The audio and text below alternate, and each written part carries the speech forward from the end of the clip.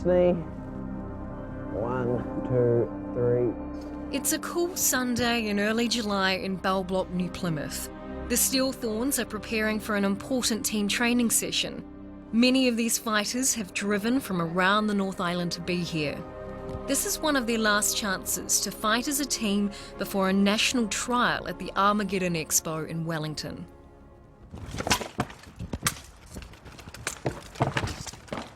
Justin hopes the Steel Thorns can become the New Zealand team, but they need to raise $35,000 to get everyone to next year's World Championships.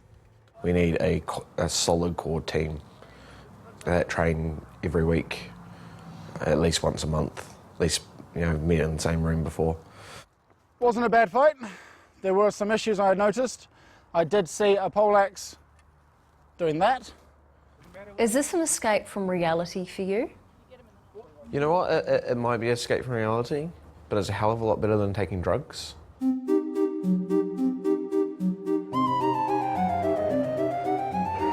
Armageddon Expo is a 3-day geek fest which pulls 30,000 people to Westpac Stadium in Wellington.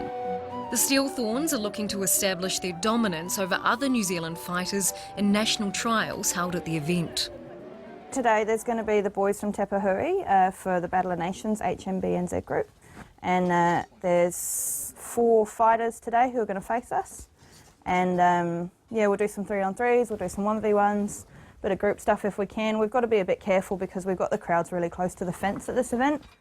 The sword bag's gone in? Yeah.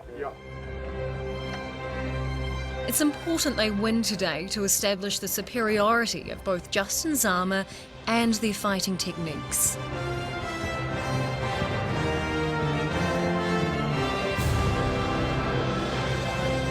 Armageddon is tailor-made for those who enjoy fantasy.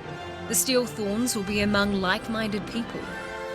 Yeah, I guess my workmates and stuff think it's a bit geeky, but they don't really know what I do. And that's okay, it is a bit geeky.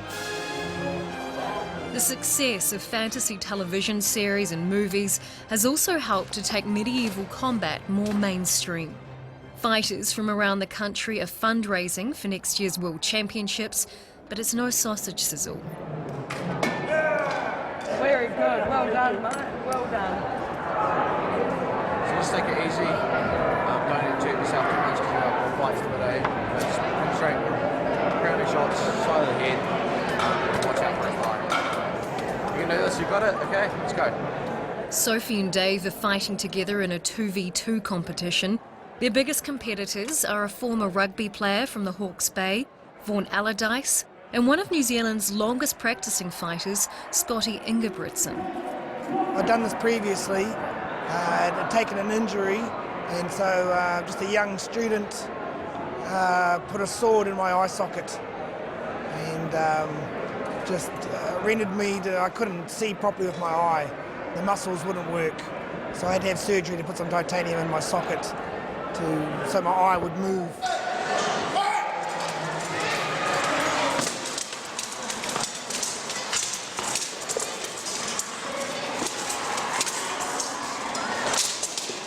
Scotty's got a 13-hit combo that just keeps rolling. So he just rolls over the top of you. So you've got to try and get around him or over the top of him.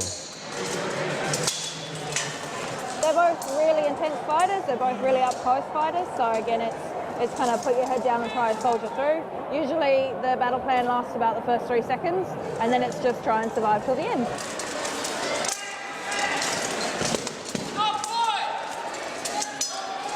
You can't tell, with the armour and everything, really, that it's whether you're fighting a man or a woman.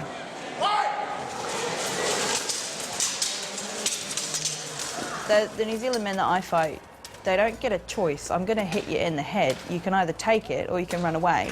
20 seconds! Harder. Justin knows exactly what that's like. They faced off in the final of the Pacific Cup in Wellington in February this year. Sophie won. We were screaming about dishes. And we're talking about having a full-on conversation as we're fighting about the dishes. And the ref kept stopping us because we kept punching each other in the face, which is illegal in that sport. But it just sort of happened. Yeah.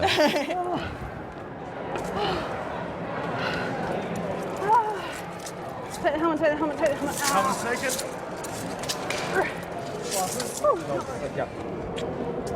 Oh, you hurt your head. Oh, I did not block as well as I should have. No, High five. that hurts. Yeah. Although... You guys did primo. I'm really proud of you. With the World Poleaxe title in hand, 26-year-old Sophie now wants to win the World Championships in Sword and Shield. This year she was 4th. For New Zealand to come through and represent and get a gold medalist, I think that's pretty impressive. And now I think that they are watching the country and seeing what we're going to do. So yeah, just kind of watch this space, I guess, and it's been quite inspirational. Weirdly enough, everything I ever hoped for. Like, I wouldn't mind a little bit extra, but I think we're on the path to something really weirdly, uniquely fantastic. Coming up next week.